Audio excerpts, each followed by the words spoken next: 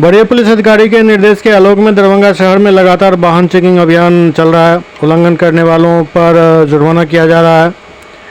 शहर के लहरियासराय बाकरगंज दारूभट्टी चौक के पास मुख्य सड़क से गुजर रहे वाहनों की चेकिंग आज चल रही थी। यहां गाड़ियों के तमाम कागजात के साथ साथ ड्राइविंग लाइसेंस और डिक्की चेक किया जा रहा था। ये अभियान अभी पूरे शहर में चल रहा है और शाम के समय भी ये विशेष रूप से चलाया जाता है, जिसमें डिक्की चेक करना और मूलतः शराब की तलाश में पुलिस लगी हुई रहती है।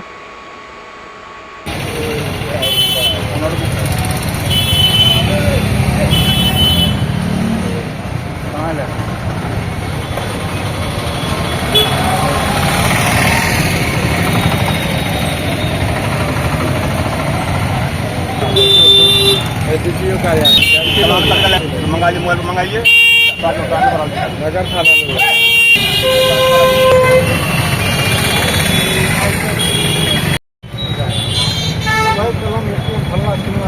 में